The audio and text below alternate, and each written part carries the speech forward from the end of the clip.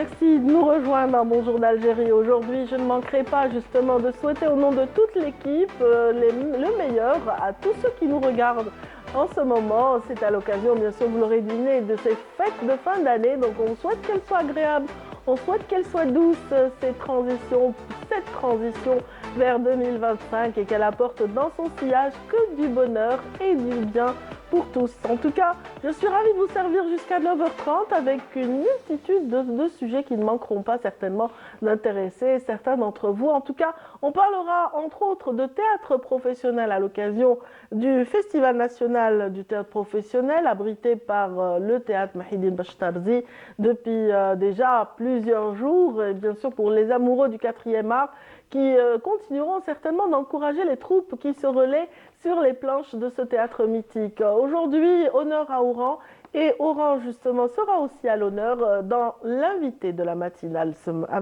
et ce sera avec Yazid Ait Mahidine en ouverture de ce magazine. Et puis nous ouvrirons ensuite une page santé avec Agnès Rir, notre nutrithérapeute, qui nous parlera des vertus du chocolat. Et oui, aujourd'hui, on va s'intéresser à cet aliment qu'on aime tous et surtout les plus gourmands d'entre nous.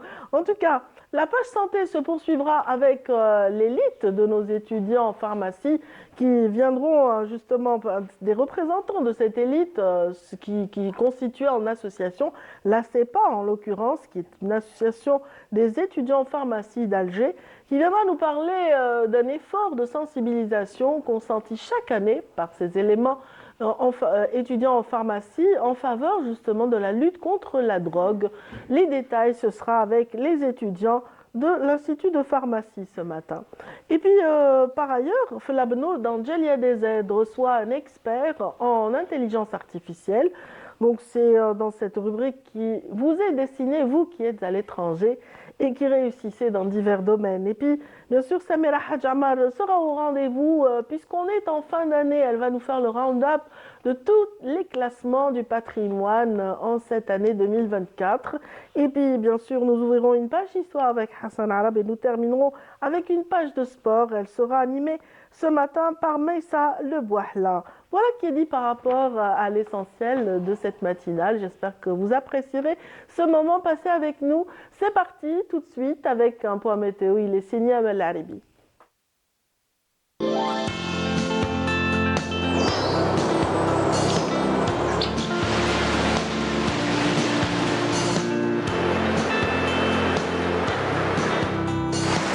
موبيليس تقدم لكم الأحوال الجوية. موبيليس، معا نصنع المستقبل.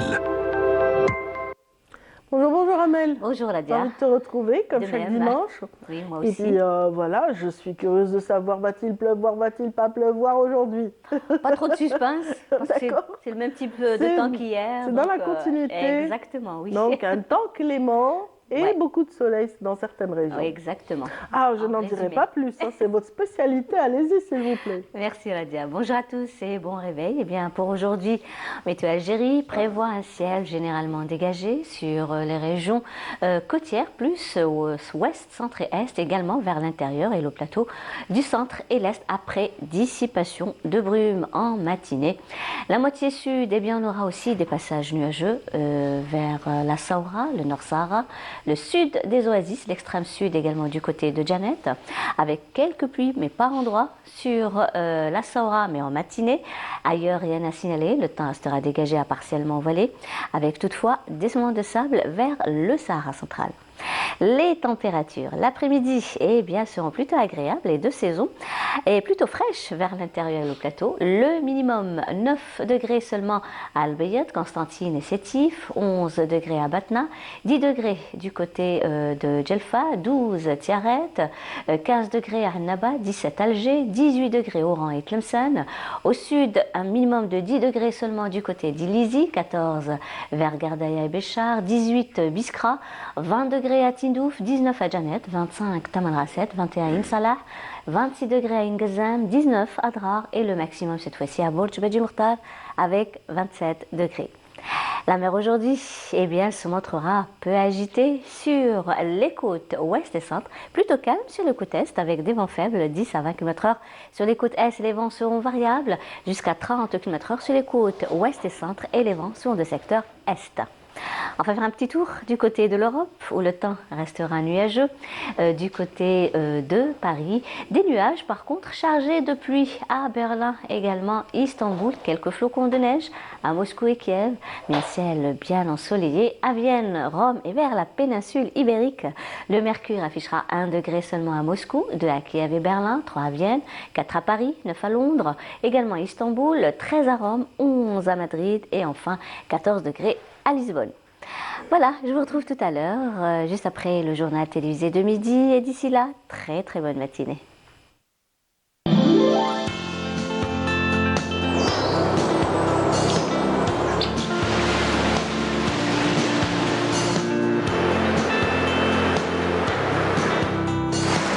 موبيليس قدمت لكم الأحوال الجوية.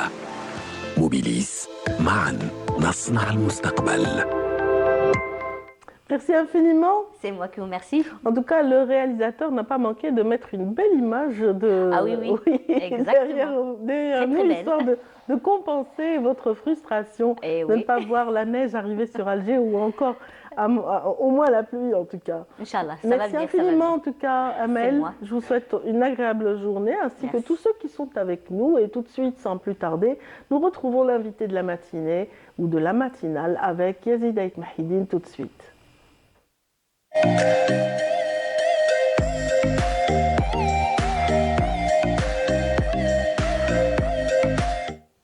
Bonjour Yazid. Bonjour Radia, et c'est parce que le théâtre nous a offert une terre fertile et un savoir-faire que nous voudrions être le poignet de grains que nous espérions devenir. Voilà, c'est avec cette citation que nous recevons l'invité de la matinale, Mourad Senoussi.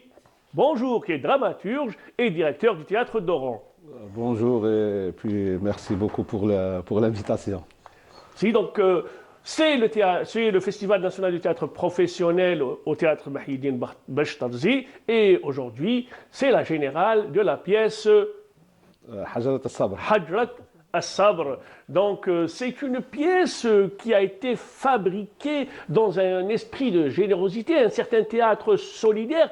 Dites-nous tout sur cette pièce et comment elle a été vraiment montée avec une constellation de comédiens, avec tout un travail de fond.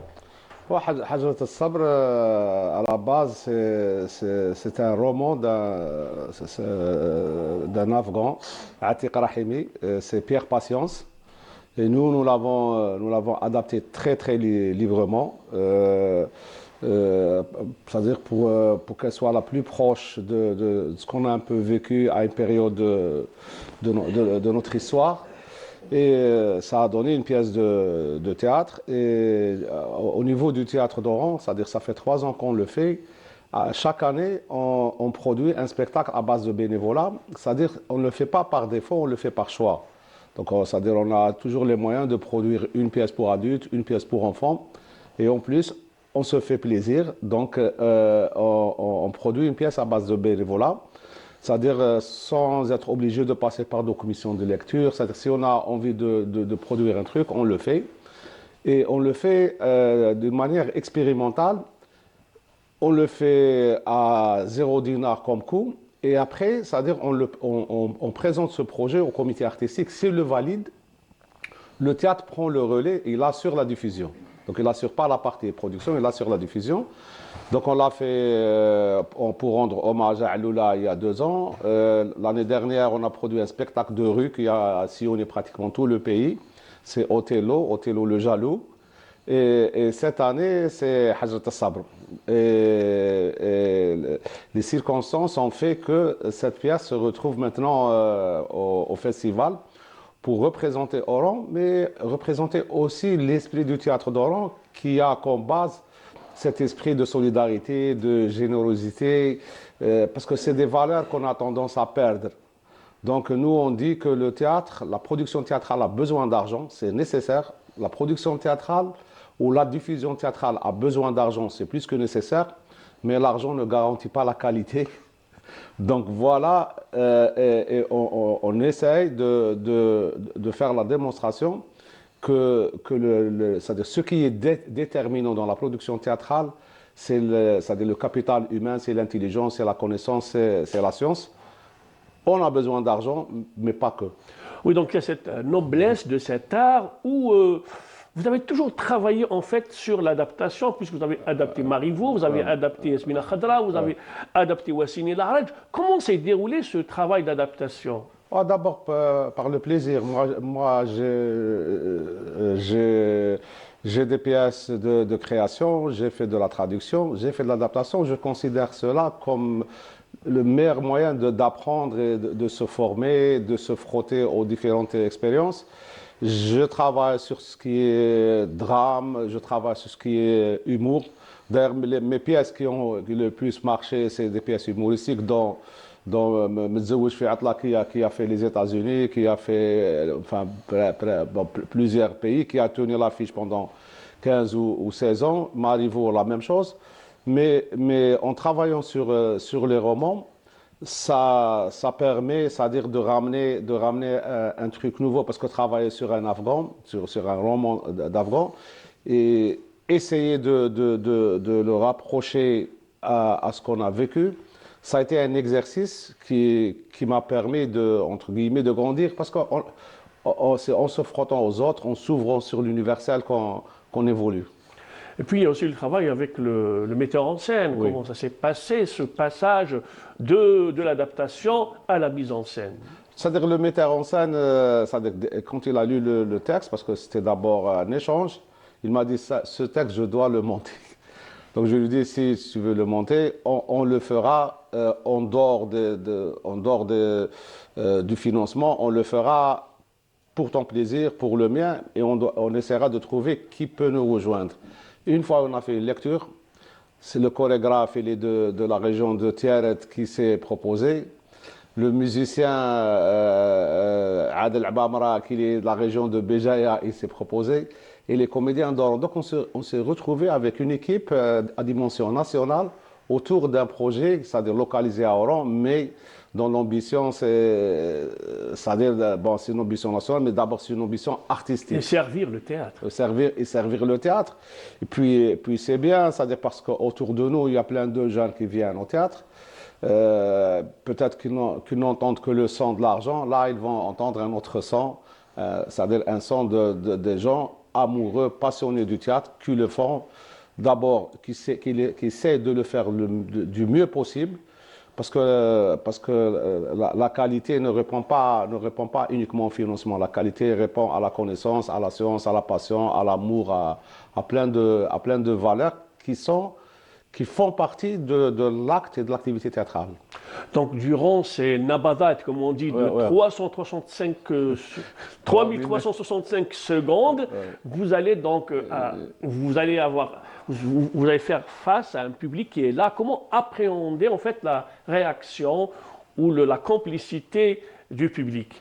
Non, nous, on est très optimistes parce que nous, on sait que notre public, d'une manière générale, c'est un public connaisseur. Et puis le théâtre, il est facile et difficile en même temps. Le théâtre, c'est un texte, c'est une interprétation, une mise en scène. Bon, ça paraît facile, mais c'est aussi ça. C'est-à-dire qu'il ne faut pas trop philosopher entre guillemets. Il y a des gens, des fois, qui sortent du théâtre, ils disent « Bon, moi, je ne connais pas le théâtre, je n'ai rien compris. » Donc, s'il n'a rien compris, ça veut dire que ceux qui lui ont proposé le théâtre, entre guillemets, n'ont rien compris. Bon, du moins, c'est mon avis. Absolument. Et puis pour cette expérience, vous avez également édité donc un livret pour permettre aux amateurs du 4e art de lire en fait Hajrat Sbar. Oui, c'est une démarche. Moi, j'ai maintenant à mon actif 17 pièces théâtrales. Elles ont toutes été éditées. Parce que c'est important, c'est-à-dire d'écrire, c'est important la lecture. Et puis, un livre, on ne sait pas ce qu'il peut donner, parce qu'un livre peut voyager autrement, c'est-à-dire peut voyager plus vite, peut voyager différemment. Et donc, c'est-à-dire les gens qui vont voir la pièce, à la sortie, il y aura le livre, ceux qui veulent le prendre. Puis ça peut donner si ça peut donner envie à d'autres de le monter, nous on est... Je vais joindre un peu le geste à la parole pour montrer un peu Hajrat al-Sabar et puis vous demander de dire le dernier mot pour inviter les amateurs du 4e art à venir massivement voir la pièce Hajrat al-Sabar. Ouais. Oui, bon, nous on est, c'est-à-dire on souhaiterait qu'il y ait le plus de monde possible avec nous. D'abord pour soutenir la démarche, mais en même temps, qu'ils soient les plus exigeants avec nous, les plus sévères avec nous, ça, c'est pas le problème. C'est-à-dire le problème, enfin, ce qu'on souhaiterait, c'est qu'ils soient avec nous. Et puis, plus ils seront nombreux, plus ils nous donneront du courage à nous maintenir dans cette démarche. Enfin, en attendant les 3 coups de théâtre, merci d'avoir accepté notre invitation, M. Mourad Sinoussi, dramaturge et théâtre et directeur du théâtre d'Oran. Merci à vous, merci à vous. Merci beaucoup, M. Sinoussi. Merci également à Yazid Eid Mahiddin et j'espère qu'ils seront nombreux à encourager cette troupe de passionnés d'art, de 4e art essentiellement. Donc, il vous reste encore 2 soirées, 2 journées pour profiter du Festival national du théâtre professionnel. Ça se passe au théâtre Mahiddin Bashtarzi et j'espère que vous encouragerez un petit peu tous ces prétendants justement au Grand Prix qui sera certainement connu dès demain. Le palmarès sera dévoilé par le jury dès la cérémonie de clôture qui aura lieu demain.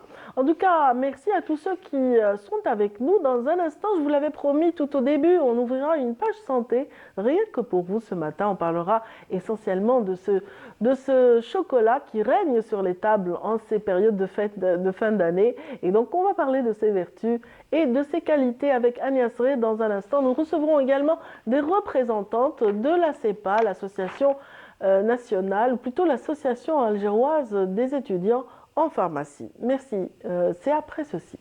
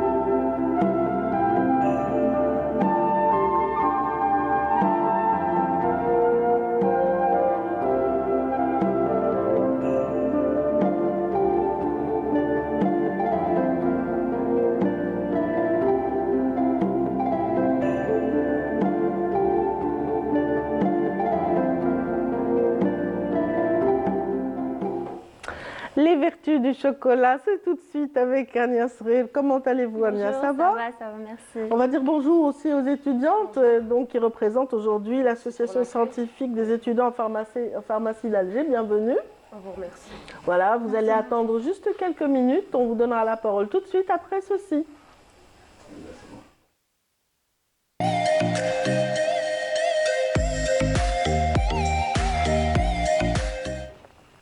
Aujourd'hui, on va parler d'un aliment, je ne sais pas comment le qualifier en tout cas, que j'aime beaucoup en tout cas en tant que gourmande. Je comprends.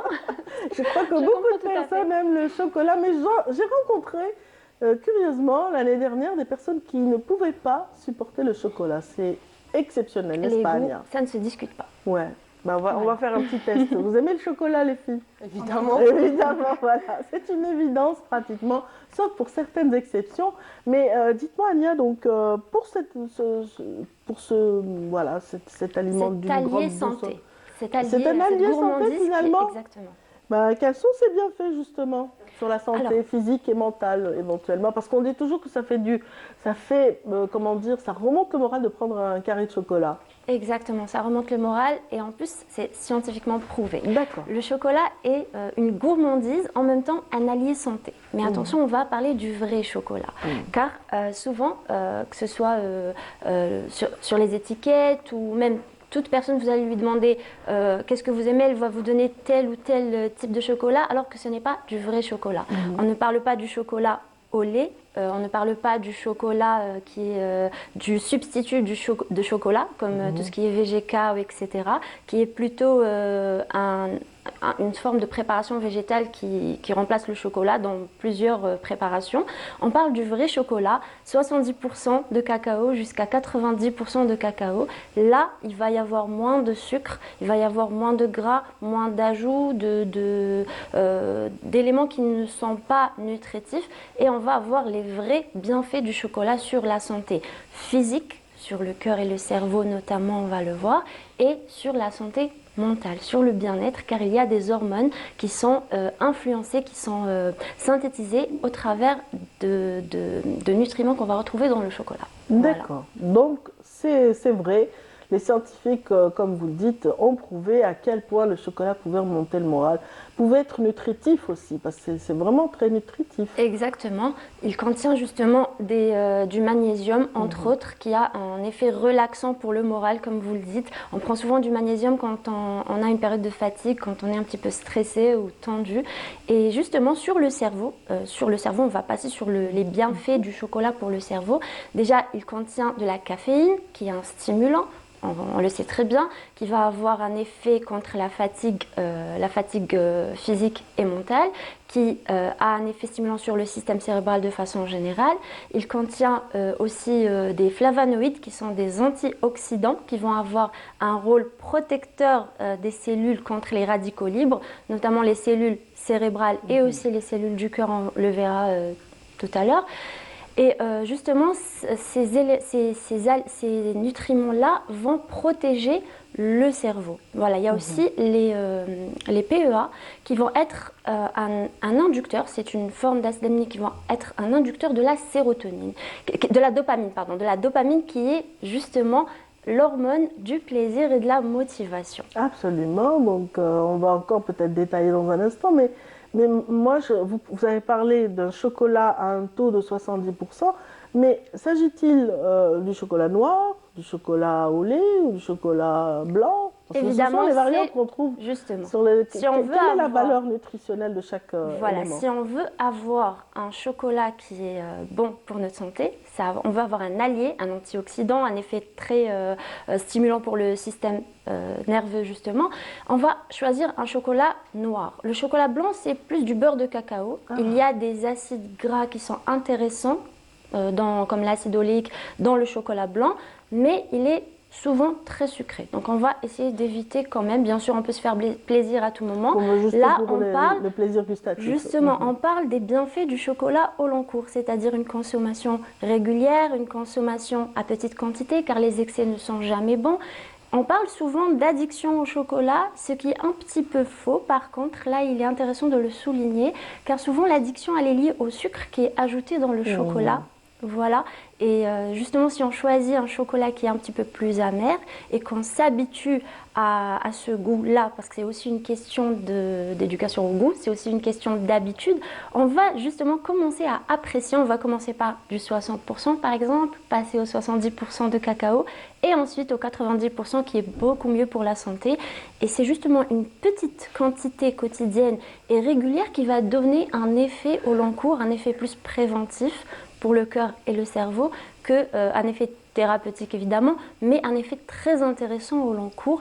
Et encore une fois, le chocolat, ça reste un allié quand on a une petite envie de se faire plaisir. Si on doit choisir entre tout ce qui est bon pour la santé, moi j'irai vers le chocolat noir. Et puis ça peut rassasier très vite et empêcher d'avoir des fringales comme ça ou d'avoir envie de manger n'importe quoi. On va avoir une petite tablette de chocolat dans son sac ou dans son cartable. Voilà. Il faut aussi savoir le consommer. Oui, bon, c'était un conseil donné par un médecin, figurez-vous. Et maintenant que vous en parlez, ça y est, son image me revient. Il carburait au chocolat, ce médecin. Quotidiennement, c'était un chirurgien de renom qui, lui, ne pouvait pas se passer de ces carrés de chocolat. C'est la substance qui lui permettait de tenir toutes des heures au bloc opératoire. Justement, il y a cet effet sur le cerveau qui donne cette énergie, ce bien-être grâce à la dopamine et à la sérotonine, car il y a aussi des inducteurs en acides aminés essentiels qui rentrent dans la synthèse de la sérotonine, qui est aussi une hormone de régulation du bien-être et de la bonne humeur. Ajouter ça à la caféine, évidemment, ça va donner un boost d'énergie et un boost en même temps de bonne humeur. Ça a aussi un effet sur le cœur, ça a un effet protecteur sur le cœur. J'allais vous poser la question, vous avez beaucoup parlé du cerveau, mais exactement, on va passer. On dit que ça fait du bien au cœur, est-ce que c'est vrai? Ça fait du bien au cœur, car ça contient des polyphénols et ces polyphénols-là vont aider à protéger contre l'oxydation aussi et à rééquilibrer la balance des bons lipides et des mauvais lipides. Voilà, donc on va aussi ajouter l'acide oléique qui est contenu dans le chocolat noir et qui va nous permettre d'augmenter le bon cholestérol par rapport au mauvais cholestérol. Les flavonoïdes aussi qui ont un effet sur le cerveau ont aussi un effet antioxydant protecteur sur la paroi des vaisseaux sanguins et ce qui va aussi éviter d'avoir des plaques de lipides, etc. On parle généralement, on essaie de vulgariser un petit peu, de simplifier les termes, mais ça va protéger les vaisseaux sanguins et le cœur de façon plus générale. Le magnésium a aussi un effet sur le cœur car il a un effet relaxant sur les muscles et donc il rentre aussi dans le mécanisme de régulation. Exactement, dans la régulation du rythme cardiaque.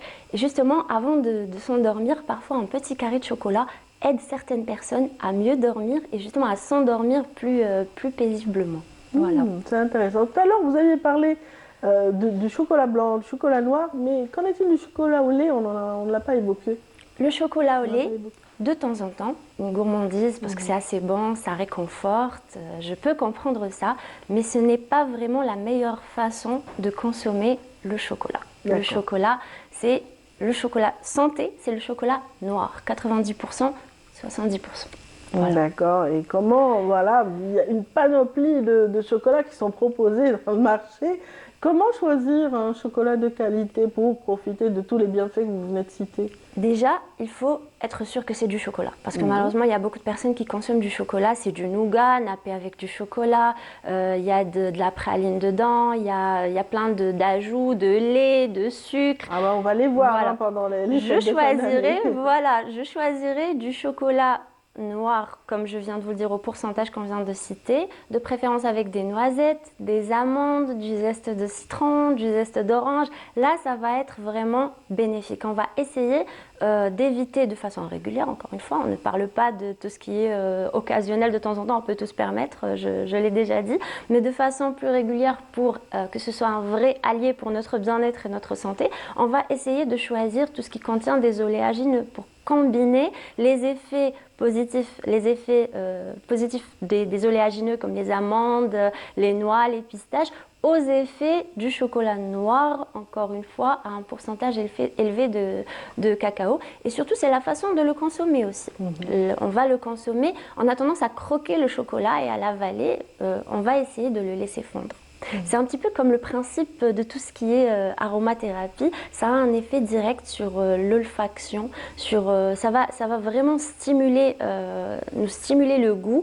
Et c'est là que le bien-être va se faire. C'est-à-dire que c'est vraiment au niveau du palais. Donc on va essayer de le laisser fondre plus longtemps. Et ça va aussi nous rassasier plus rapidement et éviter évidemment d'avaler toute la tablette, d'en abuser. Car il ne faut jamais en abuser dans tous les cas. Il faut y aller doucement, à petite dose quand même. Voilà, c'est un allié santé, mais qu'on va essayer quand même de freiner. C'est-à-dire 3 carrés de chocolat par jour, c'est déjà assez suffisant. Carton rouge pour vous, Ania, Mais non. ce matin. Si, carton rouge, j'ai bien envie de le dire, parce que vous nous parlez beaucoup de cet aliment qu'on aime tant. On est tous gourmands sur ce plateau. Mais je suis en train de dire que c'est un aliment santé. Où est le chocolat, bon sang, aujourd'hui? Ah oui, pour ça, oui. Pour ça, j'aurais dû en ramener. Oui, bah écoutez, on vous pardonnera parce que vous êtes très gentils en tout cas. Restez avec nous, on va parler de sensibilisation. Vous faites de la sensibilisation pour le côté nutritionnel. On va parler aussi de la sensibilisation quant au danger d'un fléau vraiment qui touche de plus en plus la jeune génération, j'ai envie de dire. Et la CEPA s'intéresse à cet aspect, donc l'association scientifique des étudiants en pharmacie d'Alger. Vous êtes les bienvenus, donc Yasmine Hamesh, Inès Hamesh et Yasmine Bara. Yasmine Hamesh et Inès Bara. Ah, ben, c'est ce que j'allais dire. Yasmine Hamesh et Inès Bara. Donc, les filles, parlez-nous de ce projet. Donc, comment vous vous y prenez en tant qu'association pour apporter un petit peu votre savoir-faire dans cet effort de sensibilisation à la drogue? Alors, déjà, la CEPA, c'est l'association scientifique des étudiants en pharmacie d'Alger. Elle a été fondée en 2009 par un collectif d'étudiants dans le but de sensibiliser sur la santé publique et le développement professionnel, etc. Donc, cette campagne a été créée dans le but d'éduquer le grand public sur le danger de la toxicomanie, ce qu'elle est réellement. Aussi sensibiliser sur les mauvais côtés de la toxicomanie sur la vie de la personne, mais aussi sur la société, et aussi de sensibiliser les plus jeunes parce qu'ils sont le plus aptes à tomber dans la dépendance, qui est vraiment très dangereux. C'est vraiment un enjeu énorme pour la société et vraiment on a cherché à innover un peu. On a organisé un peu cette campagne de sensibilisation pour aider surtout les plus jeunes et aussi pour montrer à la société que ce n'est pas que aux individus qui sont tombés dans la dépendance, que ce n'est pas que leur faute à eux, que c'est une maladie malheureusement, et que c'est de notre devoir à tous de les aider. Tout le monde, exactement, en fait on doit les aider. Hein. Oui, voilà, oui. Voilà, effectivement, donc la CEPA existe déjà depuis 15 ans, c'est bien ça? Oui. Et vous avez fait de cette lutte un point d'honneur, c'est-à-dire chaque année, vous revenez avec... Chaque année, on l'inclut dans nos campagnes de sensibilisation. Il faut savoir qu'on fait plusieurs campagnes durant l'année, c'est selon le calendrier de l'OMS. Et justement, le sujet de la toxicomanie revient très souvent. Voilà, il est très dangereux, on a vraiment voulu l'y toucher. On a organisé la campagne du 14 au 22, on a aussi essayé d'innover un peu dans notre format. On a réalisé des conférences, aussi nous avons été présents dans le côté un peu dans les réseaux sociaux. Nous avons organisé des reels, des publications. Des webinaires avec des professeurs. Aussi des webinaires en ligne, on a invité plein... Voilà, ça sera un peu plus accessible, des webinaires en ligne, c'est plus accessible. Et on a répondu aux questions qui se posent le plus et on a corrigé un peu les idées reçues. Voilà. D'accord, la question qui se pose le plus justement, est-ce que vous vous en souvenez? La campagne Non, en général, qu'est-ce qui revient comme question de la part des étudiants que vous essayez de cibler Par exemple, le sujet du cannabis. Donc, on sait qu'il a des bienfaits thérapeutiques, mais on oublie très souvent qu'il a aussi des conséquences. Un potentiel assez dépendant. On va le rappeler aux jeunes qui nous regardent justement et qui sont peut-être tentés. Voilà, une petite curiosité peut-être. On va un peu les sensibiliser par rapport à ça. Il ne faut vraiment pas essayer, c'est très dangereux. Le but, c'est de les faire fuir. Exactement, parce qu'on ne sait pas Quelles sont les conséquences justement de la consommation du cannabis? Déjà physique. Vraiment, c'est très dangereux pour la santé physique, déjà par la dépendance, mais aussi on aura une destruction un peu du foie, de tous les organes vitaux. Dépression respiratoire. Exactement. Ensuite, sociale, vraiment c'est une destruction de vie, on ne vit plus, on vit pour prendre cette substance et ça devient vraiment le seul objectif. Voilà, il y a aussi le syndrome de sevrage. Donc quand la personne est justement privée de cette substance, elle développe ce syndrome-là. C'est des phénomènes de manque et ce n'est pas que psychique, c'est aussi c'est physique, c'est vraiment une douleur et ils peuvent vraiment en mourir. Donc, exactement. Aussi, aller jusqu'au crime et violence, ça engendre des violences pour acquérir justement voilà, c'est pour ça que c'est très dangereux au niveau social. On peut verser aussi dans le, comment dire, on peut aussi devenir délinquant du jour au lendemain. Exactement, C'est-à-dire que sans se rendre compte, n'est-ce pas, docteur Alia? Exactement. Il faut savoir aussi que le cannabis a un effet plus cancérigène que le tabac, ce qui est très peu connu, 3 fois plus cancérigène que le tabac notamment pour tout ce qui est cancer du poumon. Il a un effet plus néfaste. C'est-à-dire les statistiques disent que c'est 3 fois plus que le tabac en lui-même. Bah, ça a beau être peut-être des quantités moindres, mais l'effet est plus nocif. Donc, déjà rien que ça. Voilà. Vos encadreurs, des professeurs, des millions de professeurs, justement, participent toujours à cet effort, ils vous encouragent? Oui, ils sont toujours là. Ils sont toujours là, présents lorsqu'on les sollicite. Ils sont toujours là lorsqu'on les sollicite. Par exemple, il y a le professeur Zamoun qui a fait un webinaire pour répondre aux questions les plus répandues, etc. C'était vraiment très bénéfique et il y a eu pas mal de participants. Les lieux retenus pour cette année, c'était? Alors pour cette année, on a fait l'école polytechnique et également l'école supérieure des affaires. Donc 2 écoles. Oui, avec des conférences, des ateliers. Des quiz. La participation a été intéressante? Oui, c'était très très interactif, donc oui. Voilà. Yasmine Hamache, vous êtes étudiante en 4e année. En 6e année, pardon, vous êtes en 5e année. Et vous participez à ces efforts depuis combien d'années déjà? Alors, pour ma part, je me suis inscrite il y a 3 ans. Donc, ça fait depuis 3 ans que je participe à ce genre d'initiative. L'associative fait vraiment... C'est une partie intégrante de ma vie. Et voilà, j'espère continuer le maximum possible. Et qu'est-ce que ça vous apporte le plus, Inès? Depuis ma première année, je suis assez loyale à cette association. Alors, ça fait déjà 5 ans que je participe aux événements, vraiment. La CEPA, c'est pas que des sensibilisations et tout, mais vraiment, ça aide l'étudiant en pharmacie à se développer, vraiment d'apprendre un peu plus chaque jour, avoir cette opportunité d'être ici aujourd'hui. Vraiment, c'est une véritable expérience que je n'oublierai jamais. Prochaine expérience pour la CEPA, on donnera votre programme le plus imminent? Alors, par exemple, vous avez la campagne qui va suivre, c'est sur l'antibiorésistance, donc la lutte contre l'antibiorésistance. Les maladies gastro-intestinales. Aussi, après, on va faire sur le diabète. Et on va suivre le calendrier de l'OMS. Chaque mois, on va faire une maladie. Et voilà. Suivez-nous, suivez les Bravo, les nous réseaux.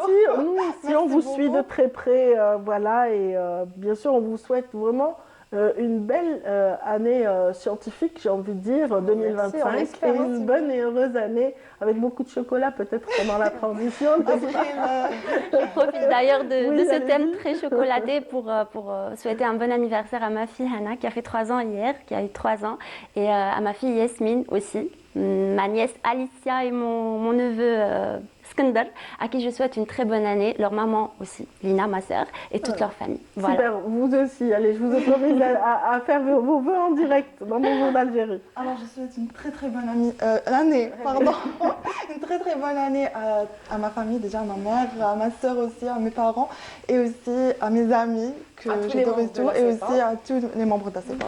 Voilà. C'est vrai que j'aime beaucoup le chocolat, mais j'aime aussi la neige. On voit des images des monts du Djurdjura justement sur les écrans de notre décor aujourd'hui. Et bien sûr, tout de suite, par la magie de l'image, nous allons vous emmener directement à Shriha cette fois-ci. Donc, plutôt là, on est dans les monts blidéens.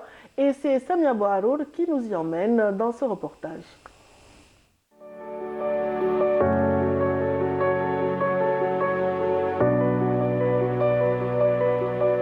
Le temps d'un week-end à 1550 mètres d'altitude, le parc national de Shriha vous offre un dépaysement total. Dès notre arrivée, la beauté des montagnes enveloppées de brume nous a fascinés. Un véritable spectacle naturel s'offre à nous. Avec ou sans neige, cet endroit continue à charmer ses visiteurs un peu plus pendant les vacances. C'est la première fois نجي لهنايا الشريعة عجبتني بزاف même شفنا صوالح ما كناش شايفينهم من قبل. On est venu de Tipaza et j'ai des invités qui sont venus d'Oran et c'est pour la première fois qu'ils ont visité cet endroit magnifique. J'ai déjà entendu parler de cette réserve et là, je la découvre réellement. عجبوني les singes et la nature. C'est la première fois que je viens ici. Je suis venu en voyage organisé. Je suis fasciné par la nature.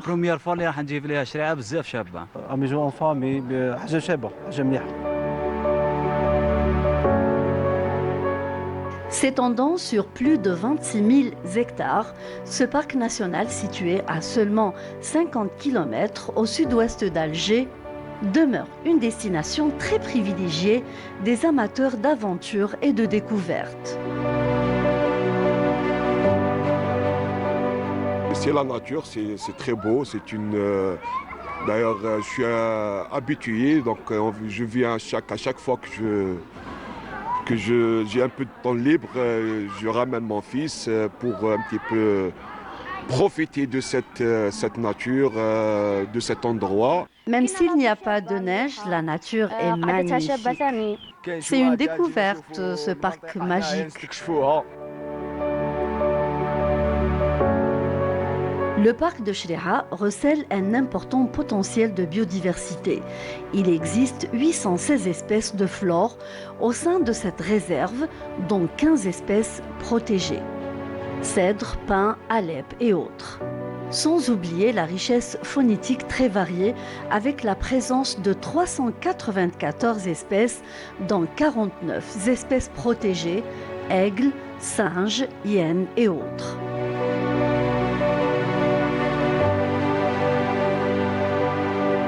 Ce site est connu par ses forêts verdoyantes, mais aussi pour son calme. Chacun y trouve son compte, les familles, la jeunesse, les sportifs ou tout simplement les amateurs de la nature, comme nous d'ailleurs.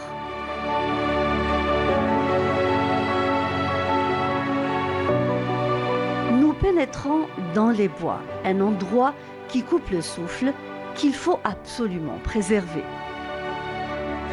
Il n'y a rien à dire, hein. Nous avons un très beau pays, donc on profite à chaque fois dès qu'on pourra, donc on profite. C'était vraiment fabuleux, c'était magnifique. 1, 2, 3, viva l'Algérie! Merci.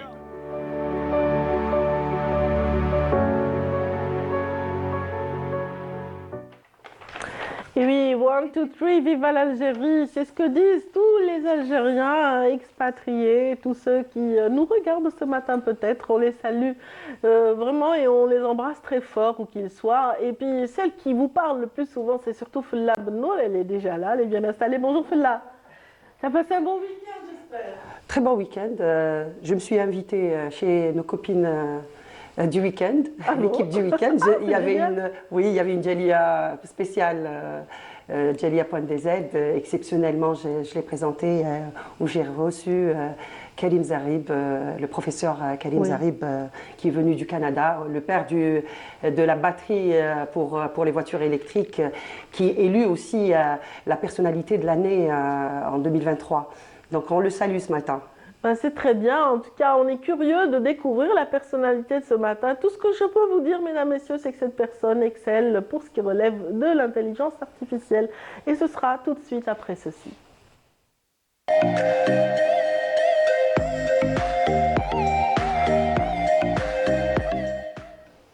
Bonjour à tous. Donc, je disais que il y avait une personnalité exceptionnelle vendredi dernier. Il y a aussi une autre personnalité scientifique exceptionnelle au parcours atypique. Et vous êtes là, Monsieur Belkhir. Marhaba et merci d'avoir accepté notre invitation. Vous êtes physicien, ingénieur, entrepreneur, plusieurs casquettes, mais on vous reconnaît aussi à travers cette révolution dans le domaine du livre, l'imprimante qui a révolutionné toutes les bibliothèques du monde, Chicago, Toronto, un peu partout.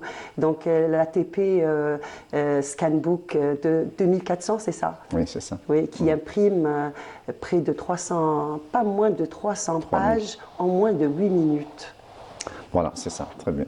Oui, donc marhaba encore une fois. Ouais, c'est un plaisir d'être ici. Merci de m'avoir invité. Merci.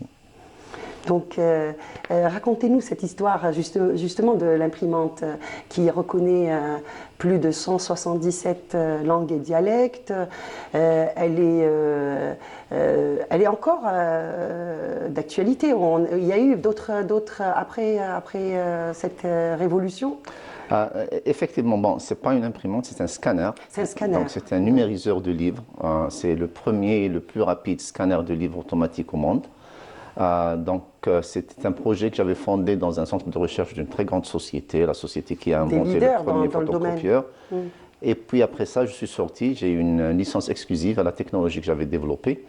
Et j'ai fondé à Silicon Valley la société Kirtas, que j'ai inspiré du mot Kirtas, qui veut dire parchemin en arabe, et aussi un anagramme en anglais qui veut dire at risk. Donc c'est tous les livres qui sont at risk, qui risquent d'être perdus s'ils ne sont pas numérisés. Donc, et vous avez numérisé plus de 560 années de savoir. Enfin, on n'a pas tout à fait terminé tout ça. C'est encore en cours. Mais effectivement, c'est un scanner de livres automatique qui nous a permis non seulement de vendre le produit, mais aussi de devenir un bureau de service pour la numérisation. Et à un certain point, on numérisait pour Microsoft 15 000 livres par mois. Donc à très haute qualité et en fait on a numérisé aux environs de 200 000 à 300 000 livres pour Microsoft à travers notre service de numérisation. Et bien sûr nos machines, on ne sait pas exactement combien de centaines de milliers de livres ils ont numérisé, mais ils continuent à fonctionner jusqu'à aujourd'hui. Les machines qu'on a vendues en 2003 continuent à fonctionner très bien jusqu'à aujourd'hui parce que c'était un produit de qualité, un produit qui a beaucoup de souffle. Je crois qu'on a des photos de l'imprimante qu'on verra peut-être au cours de cette émission. En tout cas, vous disiez déplacer le savoir, le savoir du livre aux octets.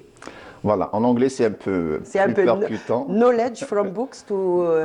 Voilà, moving knowledge from books to bytes. To bytes, exactement. Mon anglais n'est pas très bon, mais c'est ça. C'est une phrase que vous répétiez à l'époque. Voilà, l'idée c'est en fait que dans l'âge numérique, c'est pas l'imprimerie qui compte, mais c'est la numérisation qui compte.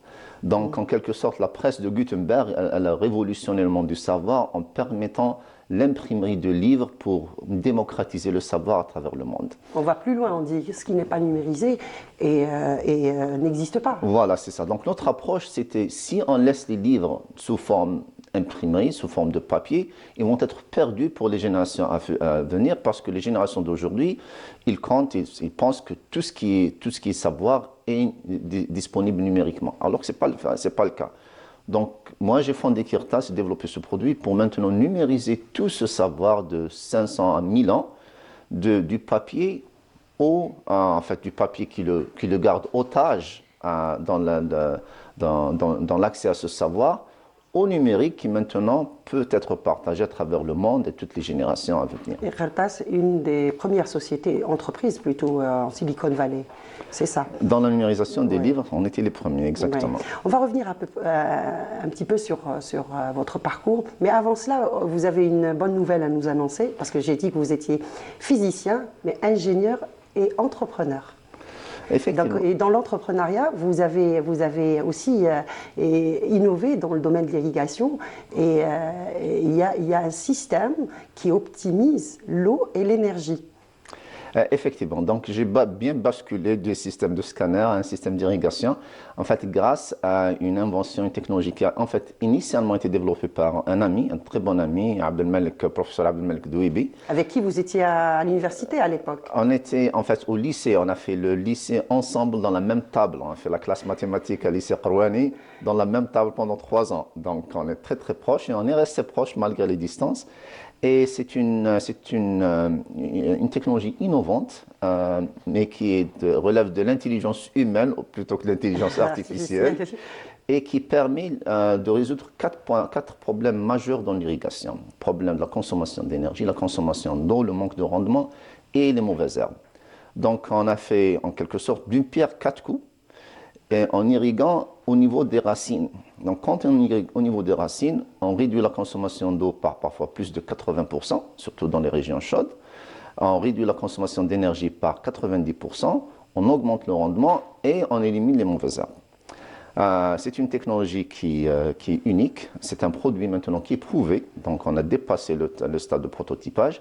Et la bonne nouvelle que vous avez mentionnée, on vient de signer une convention avec un grand... Avant-hier, exactement, oui, jeudi, juste avant mon départ pour ici. Donc on a l'exclusivité. Exactement, tout à fait, avec un grand groupe agricole et industriel au Qatar. Et ça veut dire que ce système, on peut l'exporter partout. Absolument. C'est un système, notre perspective est toujours globale et toujours internationale. Ces problèmes, 4 problèmes majeurs, ce n'est pas des problèmes algériens uniquement, c'est des problèmes dont tous les pays du Sud, du Grand Sud, en souffrent, et du Moyen-Orient, et même éventuellement l'Europe et l'Asie et l'Amérique. Vous avez un point commun avec le professeur Karim Zarib, c'est Sétif. Oui. Il est originaire de Sétif. On a fait l'université ensemble, effectivement. Et vous avez fait votre cursus scolaire et universitaire à Sétif avant d'aller à Babzouar. Babzouar, vous avez fait physique, après physique dans un domaine spécifique. Physique théorique. Et vous partez aux États-Unis, oui, le Canada et le Qatar. C'est un parcours très riche. Qu'est-ce que vous retenez aujourd'hui de votre enfance, de cette période universitaire aussi? Là, j'ai quitté l'Algérie à l'âge de 21 ans. J'ai vécu aux États-Unis pendant 25 ans, au Canada pendant 9 ans. Vos parents vous ont soutenu, bien sûr. Absolument, En fait, c'était mon père et ma sœur, Feyrouz, Dr Feyrouz, qui ont financé le premier financement de Kirtas. Parce que j'avais écoulé toutes mes épargnes, etc. Et vous étiez déterminé à aller jusqu'au bout, parce que la grande entreprise chez qui vous avez commencé ce process a lâché cette opération. Ils m'ont cédé complètement la technologie, mais il fallait que je finance moi-même, que je développe. Et bien que j'étais à Silicon Valley, c'était pendant la récession de 2003, donc c'était pas d'investisseurs, donc il fallait que je dépense toutes mes économies. Et en plus, j'ai emprunté 50 000 € de mon père Larahmo et de ma sœur pour pouvoir attirer les premiers investisseurs. On reconnaît la détermination de l'Algérien. Oui, bien sûr. Toujours. C'est une détermination qui est en quelque sorte nécessaire, parce que les gens pensent qu'à Silicon Valley, on n'a qu'à faire une belle présentation, on va recevoir 5 millions de $. Ce n'est pas le cas. Même les investisseurs de Silicon Valley, ils n'investissent que dans les gens qui ont déjà tout investi et qui ont montré cette détermination pour pouvoir investir eux-mêmes cet argent dans ces startups.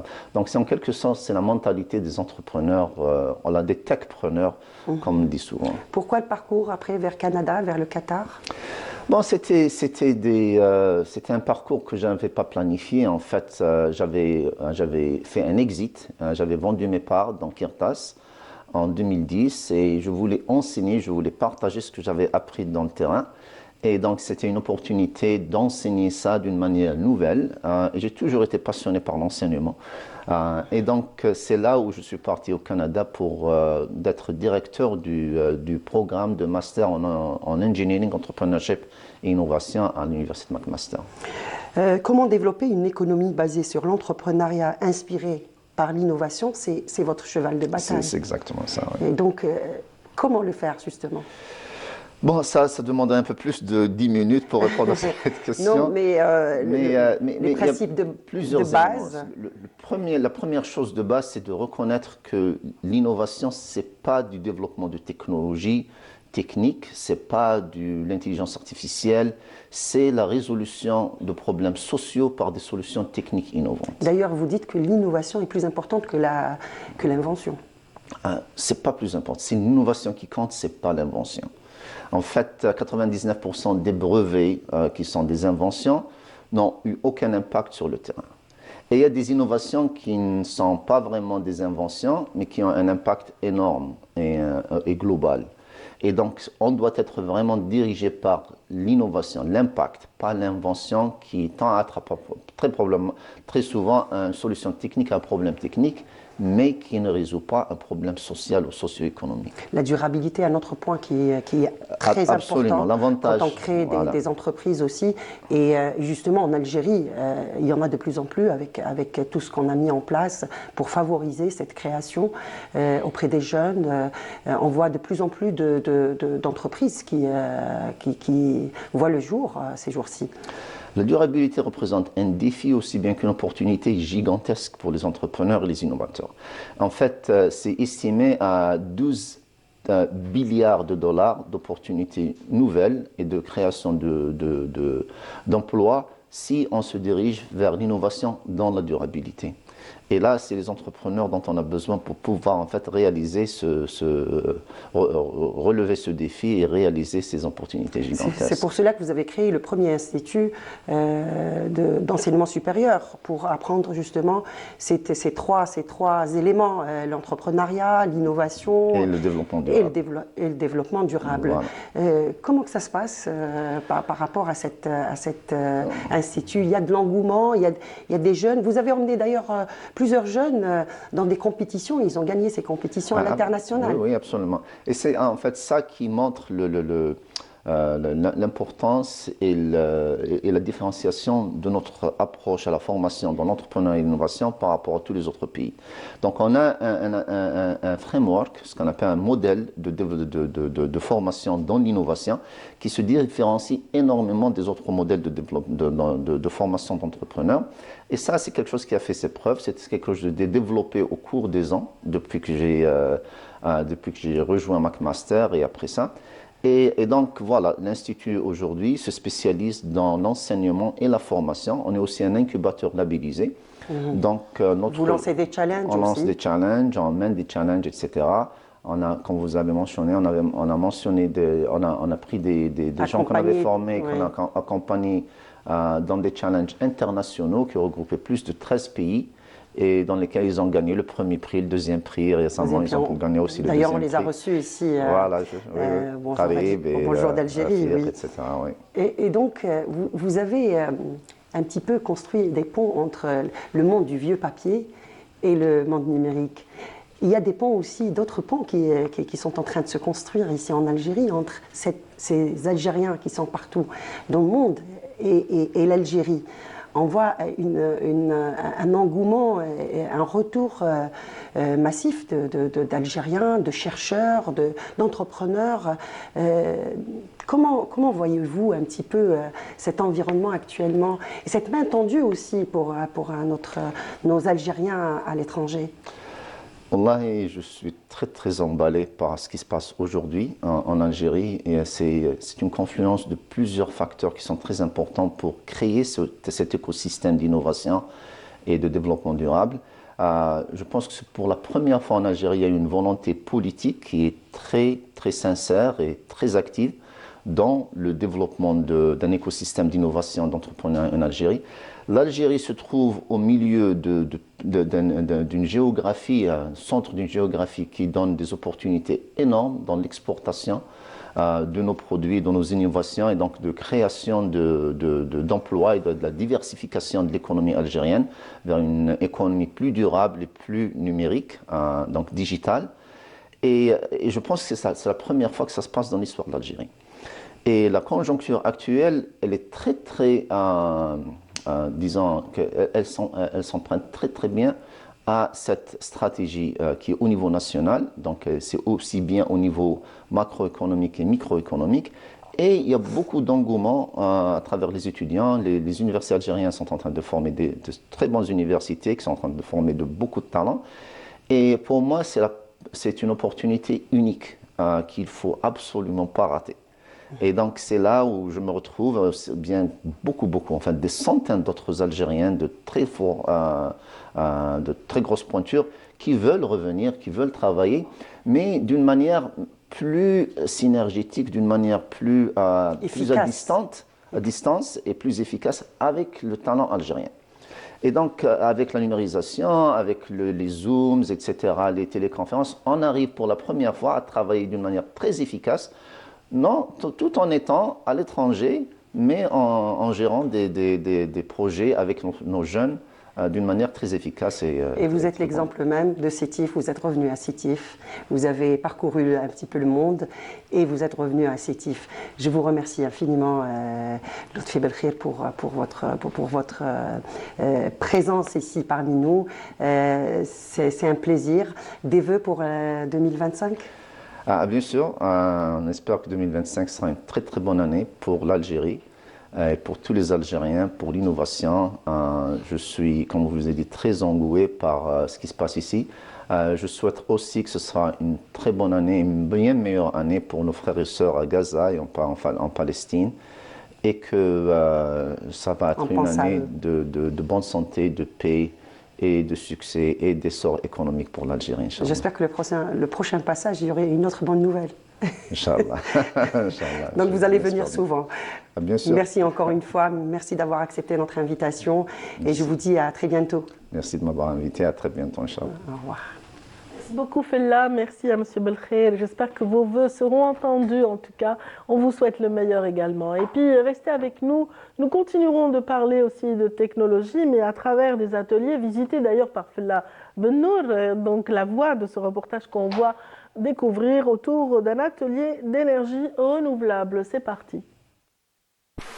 Selon les experts, les avancées de l'Algérie dans le domaine des énergies renouvelables est sans aucun doute remarquable. Les ambitions le sont aussi.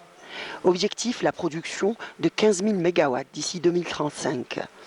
Le secrétaire d'État auprès du ministère de l'Énergie, chargé des énergies renouvelables, le professeur Nordin Yassa, a affirmé que cela permettra à notre pays d'économiser l'équivalent d'1,3 million de tonnes de gaz naturel et de réduire les émissions de dioxyde de carbone de 2,7 millions de tonnes par an. Les énergies renouvelables, ce n'est pas pour demain, c'est aujourd'hui. Jusqu'à maintenant, l'Algérie a installé 500 MW. Là, d'un coup, on a 4 fois plus de capacité qui va être installée dans le pays. C'est très important, c'est la tendance internationale. Dans le pays de la région du Middle East, le MENA region, le prix de l'électricité qui est extraite du solaire, de l'énergie solaire, est 6 fois moins cher que l'électricité qu'on produit du gaz. Donc il est extrêmement important et urgent qu'on passe à l'énergie solaire et économiser le gaz pour d'autres applications ou bien le vendre sur le marché international pour les pays qui n'ont pas suffisamment de solaire. C'est l'une des propositions qui a émergé lors de cette deuxième journée de l'atelier international sur les énergies renouvelables qui a rassemblé un nombre important de chercheurs algériens venus des 4 coins du pays, mais aussi des 4 coins du globe. Une volonté politique que l'État veut appliquer afin d'intégrer toutes les compétences algériennes dans la stratégie déployée par le gouvernement. À l'occasion de ce workshop, j'ai eu l'occasion de parler à nos compétences établies à l'étranger sur les efforts que nous sommes en train de déployer actuellement pour essayer de mettre en place une plateforme interactive, essayant de mettre en contact les secteurs qui sont concernés et qui sont demandeurs de cette contribution et nos compétences à l'étranger. Le travail qui est le nôtre en tant que secrétariat d'État auprès du ministère des Affaires étrangères est d'essayer d'articuler en coordination avec l'ensemble des secteurs concernés, des méthodes et des moyens pour essayer de canaliser et de faire en sorte que cette contribution soit la plus efficace et la plus productive possible. Il y a clairement une volonté d'accueillir à bras ouverts les volontés algériennes qui sont à l'étranger. Maintenant, il faut faire en sorte que ça concrétise sur des résultats palpables. Des compétences qui ont toujours exprimé, comme l'a souligné le secrétaire d'État chargé de la communauté algérienne à l'étranger, Sofiane Chaïb, leur disposition et disponibilité à apporter leur contribution à l'effort du développement national. Le jour où les Algériens entendent un appel sincère, et bien, je le dis en arabe, ils viendront en rampant pour servir leur pays. C'est le cas aujourd'hui. Vous ne pouvez pas trouver des Algériens à l'étranger qui parlent de leur pays sans passion. Je suis venu de l'Allemagne, tu sais. Donc, il y a d'autres venus de la Norvège, bien les États-Unis. Et l'Algérie, تربطنا هي اللي تلمنا. I'm very happy. Nous donner l'opportunité d'aider l'Algérie ou bien de transférer le savoir. En fait, j'adore travailler avec mes collègues algériens. Et j'adore l'énergie qui émane des étudiants avec qui j'interagis. C'est superbe. Et les étudiants, justement, étaient nombreux à faire le déplacement des différentes universités du pays, avec des projets à proposer et des idées plein la tête. J'espère que 2025 apportera dans son sillage des événements similaires qui intéresseront tout le monde. En tout cas, tout de suite, place à l'histoire avec Hassan Arab.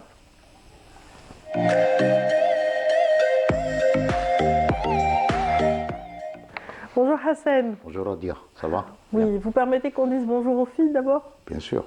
Très bien, aux dames.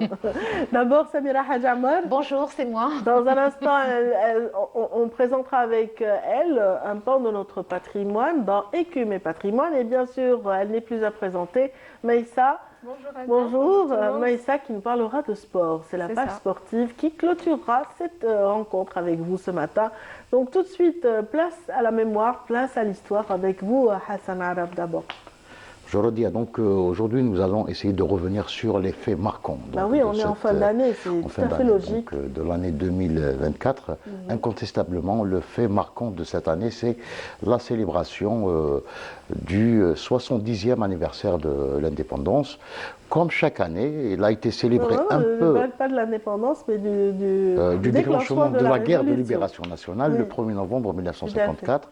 Donc comme chaque année, c'est un événement important, un moment fondateur de notre histoire qui a été célébré un peu partout, mais la cérémonie qu'a présidé le président de la République à Alger a été l'événement phare cette année, un événement qui a été donc à la hauteur des sacrifices de nos chouhada pendant les 7 années et demie de guerre de libération nationale et du sacrifice de tous les Algériens, parce qu'il ne faut jamais oublier, il y avait 1 500 000 martyrs pendant la guerre de libération nationale. Donc cette cérémonie a été marquée par la présence des représentants des pays amis, mais aussi des pays frères et des invités d'honneur, certains donc amis de la révolution algérienne qui ont tenu donc à partager ce moment important, la célébration de ce moment important. 70 ans, ça se fait. 70 ans, donc ça se fête. Et puis, il y a eu le Salon du Livre donc d'Alger, dont le programme culturel à 70% a été consacré justement à ce moment fondateur.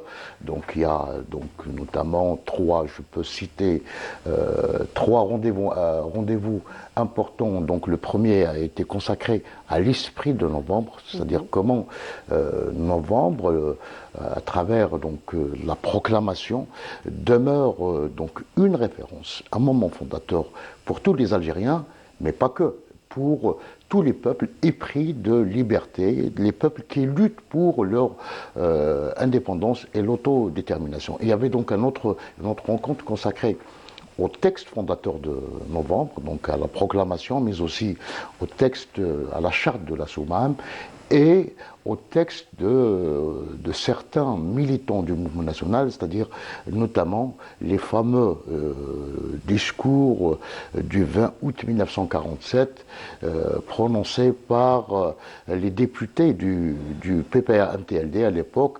Et parmi les textes, il y avait le fameux texte de Barine, donc, qui reste un texte d'actualité parce que, dans le contexte de l'époque, l'ami de Barine, face aux Français, dans un chahut qui a caractérisé à l'époque l'Assemblée française, il a dit que l'Algérie, la nation algérienne a toujours existé, elle a existé, et c'est la France qui tente à chaque fois d'effacer les traces de cette nation. Donc, Et il y a un autre texte, c'est le rayonnement, donc un autre rendez-vous, donc pendant le salon Pendant du le livre, salon du livre. c'est le rayonnement de la révolution algérienne sur le monde, mais en particulier sur le continent africain. Bon, on dit de toute façon que c'est l'une des révolutions les plus glorieuses. Il y a la nôtre et celle du Vietnam, qui sont vraiment au XXe siècle, c'est l'une des révolutions les plus importantes. Après, donc, non, il y a la révolution algérienne et puis la révolution vietnamienne, parce que la révolution algérienne n'était pas idéologique, contrairement à la révolution vietnamienne. Donc, les Algériens ont su se mettre en union derrière le Front de libération nationale pour affronter la France coloniale et le colonialisme d'une manière générale. Donc, il y avait également donc, une conférence qui a marqué les esprits, c'est celle de Niels Anderson, fondateur de la fameuse maison d'édition édition de La Cité, autour de laquelle il y a eu ce qu'on appelle le front éditorial. Donc il y avait le front de libération, mais il y avait les porteurs de valises, et lui était l'initiateur d'un front éditorial pour dénoncer les exactions, toutes les exactions coloniales. Donc Niels Anderson a rappelé l'expérience, donc la réédition du livre d'Henri Alleg, la question et la gangrène, qui ont été interdits en France, et puis il a édité La Pacification, un livre que la Fédération de France avait préparé, et à sa demande, il leur a dit il faut un an pour éditer ce livre et présenter toutes les exactions, c'est-à-dire le napalm, les tortures, les disparitions, etc. Tout le lot donc, des douleurs et des malheurs que la France coloniale faisait subir aux Algériens. Il y a une fracture actuellement dans le monde, celle de Gaza, qui réveille aussi toutes ces douleurs et qui rappelle il était question également donc, de ce génocide à Gaza. Donc, durant le Salon du Livre, il y avait également donc, plusieurs conférences qui ont été consacrées donc, à la lutte du peuple palestinien, à la lutte du peuple sahraoui pour son indépendance. La Palestine, comme j'emprunte cette phrase, cette belle phrase du président de la République, Abdelmadjid Tebboune, qui a dit la Palestine, c'est une question intérieure pour les Algériens. Donc, elle est toujours présente durant les célébrations, notamment les célébrations, que ce soit pour l'indépendance, que ce soit la commémoration du 1er novembre 1954. Absolument, elle fut grandiose cette commémoration, sur bien des plans, également le plan culturel qui a vu... Par fidélité donc au serment des Chouhada. Et gloire éternelle à nos Chouhada. Si je peux rajouter qu'il y a eu un colloque à l'Horacie sur cinéma et mémoire, et en fait toutes les activités culturelles pratiquement en Algérie ont tourné autour de la célébration, la commémoration du 70e anniversaire de déclenchement de la Révolution. Il s'agit aussi d'une heure de bilan pour nous, Samira. C'est tout de suite après ceci.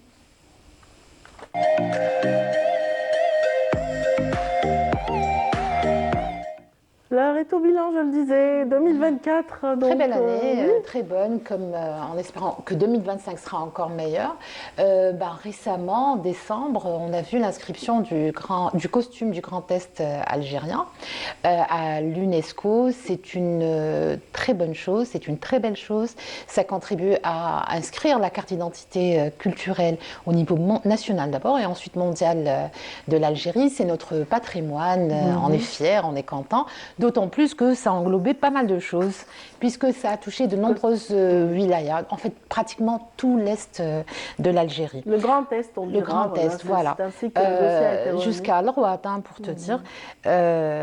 Donc c'était quoi? C'était début décembre, on a eu la Gandora, le Hef, Melhfa, bien sûr, et le kaftan du Cadi de Constantine. Alors même les bijoux. Les bijoux, c'est très important aussi parce qu'il y a la tenue, mais il y a aussi tous les atours qu'on rajoute, les bijoux, les nagus, le khlakhel, le msaïs, les bracelets, les boucles d'oreilles, khidra.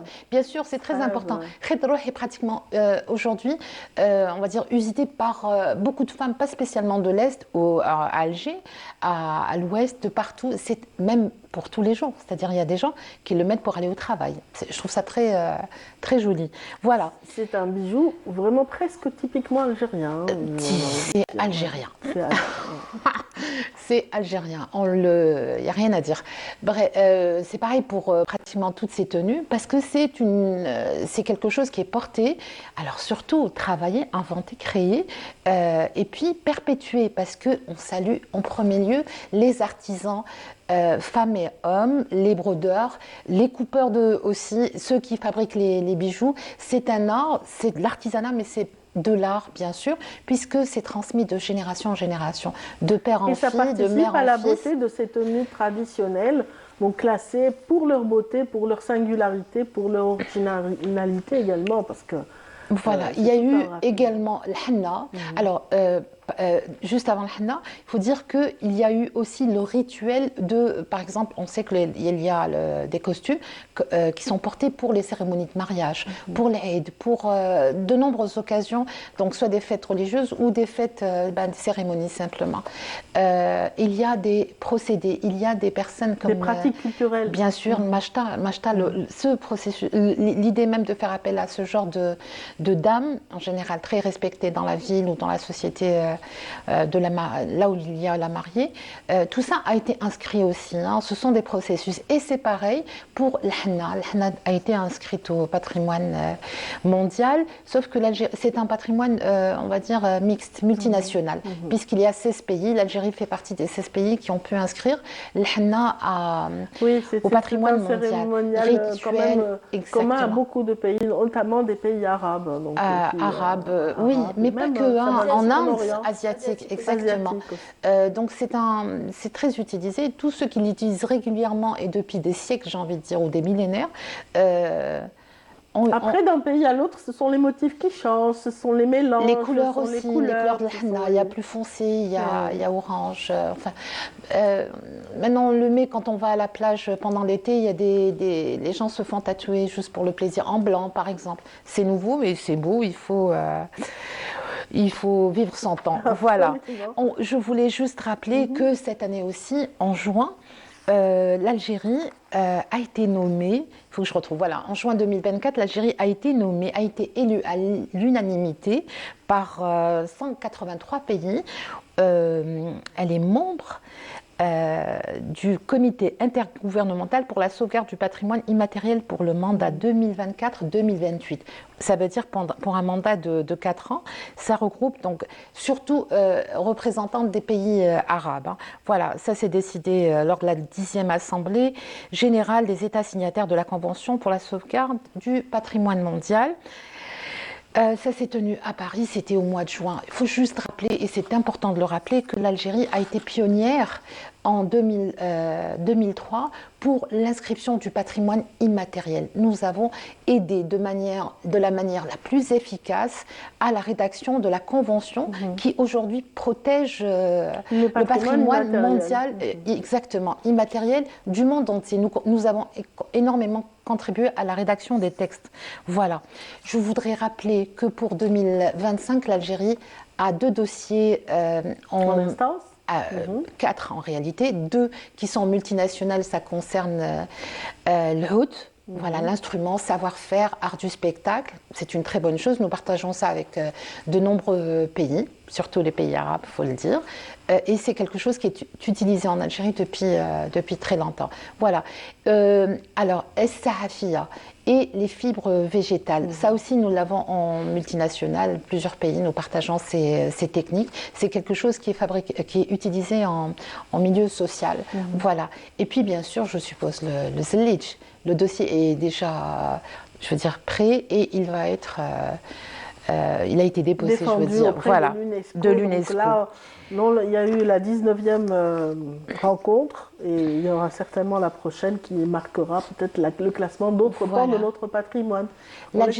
Inch'Allah, l'Algérie classe ses patrimoines, donc monuments aussi, ce qui est matériel et immatériel. Donc matériel depuis, donc elle a signé en 79 et depuis nous essayons chaque année d'inscrire ces monuments. C'est important. Qui contribue? Les gens qui travaillent dans le secteur de la culture, bien sûr, du patrimoine, les gens du tourisme, parce que les touristes, les chercheurs, bien sûr, les experts, les artisans, toutes les petites mains et tout qui contribuent à rayonner, mais surtout le ministère des Affaires étrangères. Pourquoi? Parce que nous avons des consulats dans tous les pays du monde et ils organisent des événements et bien sûr toute la diaspora, tous les Algériens qui vivent à l'étranger, à chaque fois qu'ils mettent une tenue, qu'ils utilisent un bijou algérien, ça aide au rayonnement, c'est le rayonnement international. Je voudrais juste rappeler une dernière chose, c'est que nous avons des sites sur une liste indicative du patrimoine mondial de l'UNESCO, les sites augustiniens. Voilà, donc tous ceux qui concernent Saint-Augustin, voilà, le Ouedsouf et la technique du Rouat. On a les oasis à Fogara et les mausolées de la Numidie. Il y en a beaucoup, hein, le parc des Aurès. Voilà, il y en a beaucoup, je ne pourrais pas les citer. Depuis 2002, on y reviendra de toute façon dans les prochaines rencontres. Et on espère que le tombeau et tout ce qui relie à Tinhinen sera un jour classé au patrimoine mondial, puisque c'est la fondatrice du peuple de la Hagage, des Touaregs. Des Touaregs et voilà, de cette, comment dire, de cette population Touareg, effectivement. De ces Algériens. C'est la matriarche. Comment on dit? Bon, bah, c'est une société matrimoniale à la base. Est-ce que je peux rajouter que l'Algérie, quand elle classe un monument ou une pratique de l'immatériel, elle peut être à dimension arabe, et comme elle peut être à dimension africaine, comme il a été le cas pour l'IMSAD. J'ai pas tout dit, j'ai envie de dire, mais allez, on va revenir. Samira, mais on va revenir. Vous avez dit l'essentiel, j'imagine. En tout cas, il y en a une qui attend aussi de faire son round-up. Il s'agit de Maïssa. C'est tout de suite après son jingle, bien sûr.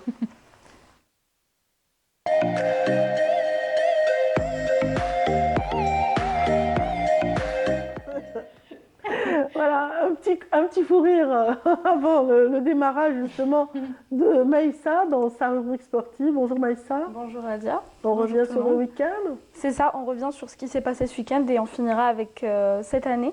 Une année très riche en événements, on va dire, et en médailles aussi pour l'Algérie. Mais pour l'instant, on va commencer avec du foot. Et pour le résumé de cette journée, de cette 15e journée de la Ligue 1 algérienne, on a la rencontre de la semaine, la JS Kabylie, qui a du coup perdu à l'extérieur face à l'Assochleff. Ils sont pris de court dans les derniers instants par une faute qui est sifflée dans les derniers moments. Et c'est Evra qui marque le but pour l'Assochleff. Et du coup, ça met fin à une série de 8 matchs sans défaite pour la JS Kabylie qui était leader. Tandis que le Mouloudia d'Alger, comme on le voit, est parti chercher les 3 points à l'extérieur aussi, face au MC Magra. Je cherche mes mots, c'est ça.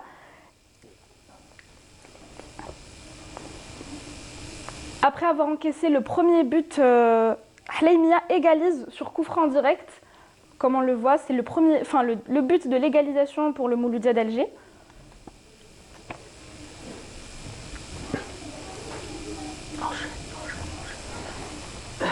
Et ça sera toujours Hleimia qui marquera le deuxième but de la rencontre, toujours sur coup franc direct, et qui donnera l'avantage au Mouloudia d'Alger, qui reste toujours deuxième, et cette fois-ci à 21 points, avec l'USM Alger, juste après, voilà, c'est ça.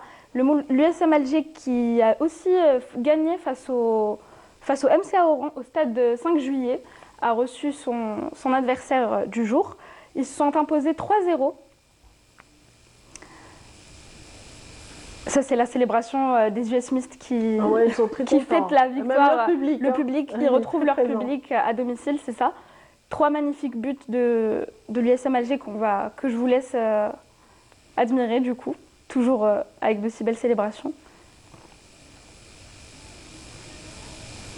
Ça fait quoi? C'est l'USMA qui a gagné? C'est ça, ils ont gagné 3-0 face au Je peux admirer ma culture. Vous suivez un peu la culture du foot. L'autre rencontre, du coup, c'est le CS Constantine qui a perdu à l'extérieur face à la JS Saoura à Béchar, une équipe très dure à jouer à l'extérieur. Et voilà, le deuxième but, j'ai même pas eu le temps de commencer avec le deuxième, avec le premier, que le deuxième est arrivé. Et une défaite pour le CS Constantine qui ne les aide pas forcément à revenir au classement. Et ça, c'est Boulbina, le joueur qui excelle en ce moment, le buteur de la saison de cette 15e journée, avec 10 réalisations en 12 matchs. Boulbina, c'est le buteur, c'est le tueur de cette saison, c'est ça. Et pour faire le point avec les autres rencontres de la journée, c'est le Shabab Riyadi de Belouizdad qui s'est imposé 1-0 face à l'Olympique Arbo. Et l'Entente de Sétif qui reste tenue en échec par Biskra à l'extérieur cette fois. Et ils font match nul, aucun but, pas de gagnant, pas de buteur. Ça se finit sur ce score-là. Et pour finir avec le foot, pour passer à autre chose, on rappelle que demain, c'est ça si je dis pas de conneries, à partir de demain à 19h, le Mouloudia d'Alger accueillera l'US Ben Aknoun pour le début de la Coupe d'Algérie. Et cette fois, on finit avec le football et on passe à on finit l'année 2024 et on fait le point avec les Jeux paralympiques, comme vous avez dû suivre. Voilà. C'est ça pour... exactement, comme vous l'avez dit tout à l'heure. Les Algériens nous ont bien représentés à l'étranger, que ce soit les Jeux paralympiques ou olympiques. Pour les Jeux paralympiques, la 17e participation de l'Algérie s'est clôturée avec 11 médailles, 6 médailles en or et 5 médailles en bronze. Ce qui place l'Algérie 25e dans le monde et très bien classée en Afrique et dans les pays arabes. On est les premiers. C'est très bien. On vient de voir une belle image, c'est celle de Kylian Emour. Oui, c'est ça. Ça, c'est pour les Jeux paralympiques. Ça, c'est nos champions paralympiques. Nos champions vraiment paralympiques. Alors, beaucoup d'émotions. Surtout Iman Khalif. Exactement. Iman Khalif, Kylian Emour. Ça, c'est pour les Jeux olympiques, du coup. Une 15e participation pour l'Algérie aux Jeux olympiques. Oui. Est-ce que je peux rajouter juste une chose? Iman Khalif est le deuxième nom le plus recherché cette année. Cette année sur les réseaux, sur Internet. C'est beau les votre là. C'est ça, non, il n'y a pas de souci, c'est pas grave. C'est le deuxième. Alors, il y a eu un athlète qui est apparu à l'image, mais on n'a pas eu le temps de le commenter. Ah oui. C'est à toi. C'est pas grave. C'était un garçon, il me semble. Oui, voilà. Pas eu le temps de voir. Ah, c'est ça, c'est Sidjati. C'est la médaille de bronze des 800 mètres pour l'Algérie. Et l'autre médaille d'or, du coup, parce que vous avez parlé du Khalif, on va rebondir sur Kylian Emour, qui sont toutes les deux d'ailleurs des premières médailles pour leur discipline, pour la boxe et pour la gymnastique. Une première médaille arabe et africaine pour l'Algérie. Ce qui est déjà très bien pour cette excellente moisson. Kylian Emour qui a même créé son propre mouvement sur les barres parallèles. C'est ça, exactement. C'est dû à son âge en fait et pas son manque d'expérience pour ne pas la dénigrer, mais c'est une première pour elle et elle représente très bien l'Algérie par fierté. Et voilà. Elle continue de rafler des médailles. Hein. Exactement, elle ne s'arrête pas là. Après, elle a raflé pas mal de médailles et ça nous honore vraiment sous l'emblème algérien. Donc, exactement. Elle continue à bien nous représenter et j'espère beaucoup de réussite pour elle et pour tous nos athlètes. Et médailles. Voilà, et quel est ton vœu pour 2025 ? Parce qu'on ne va pas se retrouver dedans. Après, on va rentrer dans le personnel. Dans le personnel. Pour rester avec l'Algérie, on dira une bonne participation et pourquoi pas une victoire à la CAN 2025 qui se déroulera au Maroc. Donc l'Algérie est déjà qualifiée pour participer à la CAN. On espère un bon parcours pour nos Fennecs. Là, je reviens au football du coup, mais c'est pas grave. Et du coup, c'est moi qui vais te souhaiter une bonne année. Merci, bonne année à vous, bonne année à tout le monde. Et la réalisation de tes rêves personnels. Hein, à tout le monde aussi. Merci beaucoup Samira également. Maïssa, on est arrivé à la fin, j'espère. Oui, là c'est bon, j'ai fini. Bravo, dans les temps. Merci beaucoup à Hassan. C'est moi. Voilà, comme on ne se reverra pas avant l'année prochaine, donc bonne et heureuse année. Hein. Bonne et heureuse année à toi, à toute l'équipe du Bonjour, à tous les auditeurs, à tous les téléspectateurs de Canal Algérie et à ma petite famille. Notre petite famille, notamment l'équipe qui est en régie et qui lance déjà le son pour le générique de fin qui marque la fin de cette rencontre. Merci pour votre attention, passez une excellente journée.